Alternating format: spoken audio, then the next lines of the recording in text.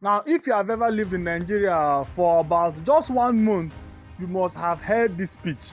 Let me mimic it.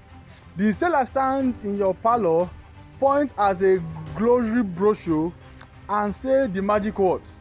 Oga, we once installed this. You will have 247 lights. You can forget NEPA. And you can sell your generator. You can sell your generator to the homeowner. Sounds like a dream. In a country where the grid is as unstable as a house of cards, the idea of constant light is ultimate luxury. But 3 months later, the reality sets in. The sun went down by 6:30 p.m. and by 9 p.m. the inverter has started beeping. By midnight, the fan have stopped blowing. This wasn't the 247 light you were promised. This is a 3 million naira disappointment. Welcome to Light Surge Explains. In this video, we are going to dissect the 247 promise.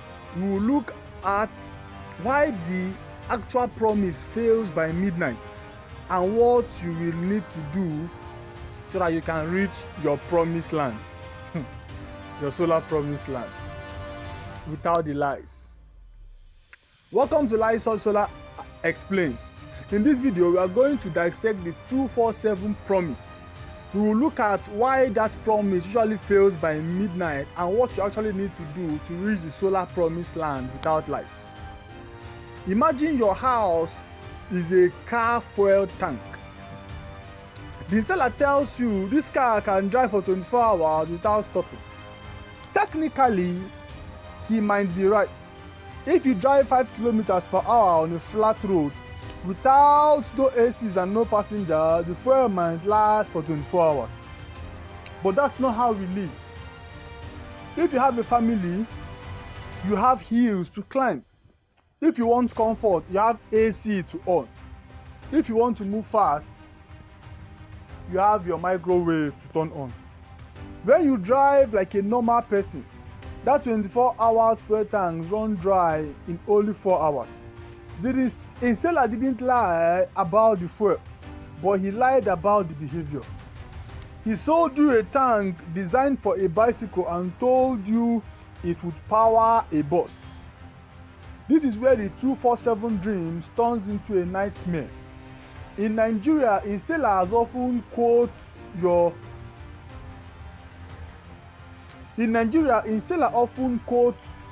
for your average load, but they don't account for your peak life.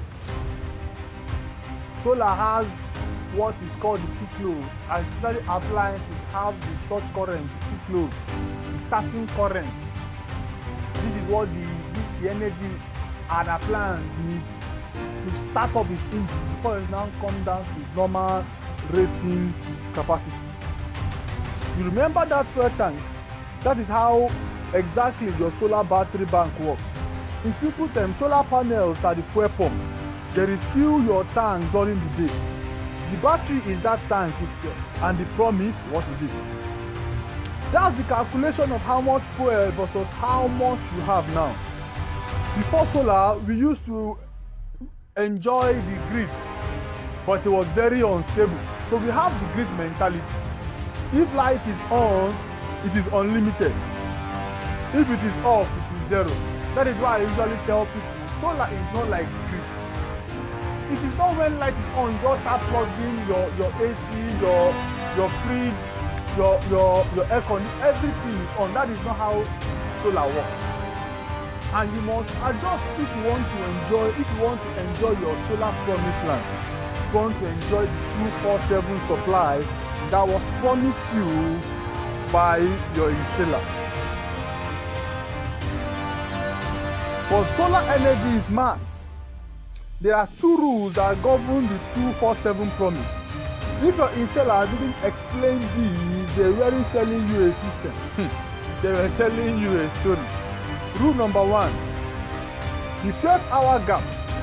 Solar panels only work, which are the fuel pumps, they only work for about 5 to 6 hours effectively per day in places like Lagos or Abuja. That means 6 hours of sun must provide enough energy for another 18 hours of darkness. Hope you understand. Rule number 2, the depth of discharge. If you have a water tank that can drain itself until it becomes a dry bone, but if you do that to your lead acid or gel battery, you kill it faster. You can only safely use about 50% of depth of discharge for your lead battery or your sealed battery. When an installer says 247 but only gives you 2 batteries, hey, oh my God, he is assuming you will live like a monk. You know all those nomads. Hey, it's alright. So your installer is assuming you will look like a monk in a cave after sunset. Here's what actually happens in a system that actually provides 247 lights. Number 1, or step 1, the panel must be oversized. They need to produce enough power to power your house and fill the battery simultaneously. Step 2, the batteries must be lithium batteries if you want reliability. Now, we are not saying that tubular batteries, gel batteries, flooded batteries, sealed batteries are not good. However, we have tested it, and then we have seen that lithium battery is actually the best. Lithium is the modern fuel tank that lets you use 90% of the fuel without worrying about breaking the engine. Step 3, the inverter must be smart enough to manage the surge. You know that pickup voltage that I spoke about, that surge current. When your fridge kicks in at 2 a.m., the inverter must be smart to manage it. So why did the simple promise fail for this homeowner? It is the cloudy day trap. Installers usually calculate 247 lights based on a perfectly sunny day. But in Nigeria, we have rainy season, we have harmattan dust in the north. If it is not cloudy for 2 days, your fuel or your panels, they slow down to a trickle. If your system doesn't have autonomy, days of autonomy, which is a fancy word for extra backup, the moment the sun hides for the day, your 247 promise evaporates.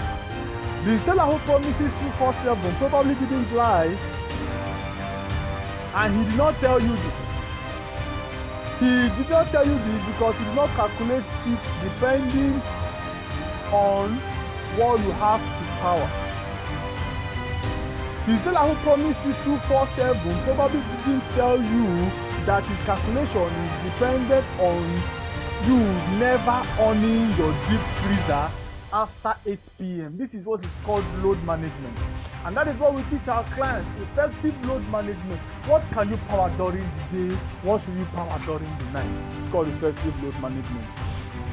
And if you are liking this video, please subscribe to the channel so that you get more of these tips. He didn't tell you that 247 meant only 3 light bulbs and a fan. This is where money is lost. Homeowner buy a system for 2.5 million. It works for the first month because the batteries are brand new and the sun is high.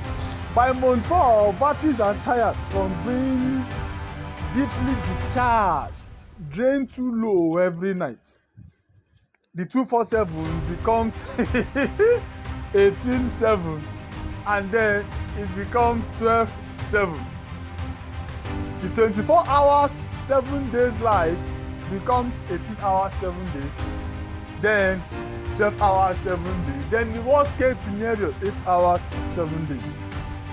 Eventually you are back to pulling the strings of your Tiger generator. You are back to the noise of your gen. It is an infrastructure investment. If you want true 247 power, the kind of one that you can run your fridge, your TVs and your fan without looking at your battery app every 5 minutes, you have to pay for the buffer. The buffer is the extra battery capacity and the extra panels protecting you during the cloudy days or long nights. Honestly, this is the best policy. Most budget solar systems are daytime plus.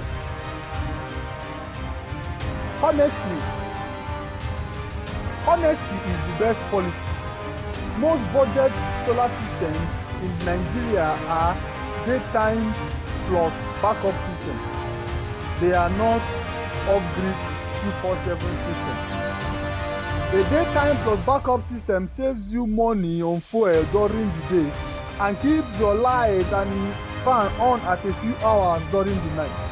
A 247 system is a different beast entirely. It is more expensive. It is more heavier. It requires much better engineering.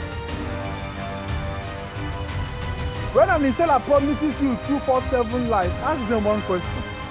How many days of autonomy do I have if there is no sun? If they look confused or tell you don't worry, the sun always shines in Nigeria, hold on to your wallet. Yes. Then the 247 promises fails because of bad math, not bad technology. When done correctly with realistic load audit and lithium storage, solar can give you 247 lights. It can be the best thing you ever bought in your home, but it requires a design that respects the rules of physics, not the rules of a sales pitch. Stop chasing the cheap promise and start looking for a solid design. If this explanation helped you understand why your inverter is beeping at night, like this video for more honest breakdown. We want to help you get the light you were actually promised.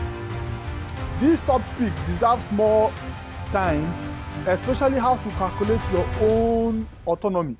We go deeper into these problems and how to avoid it on our Light Source Solar podcast. Links are in the description.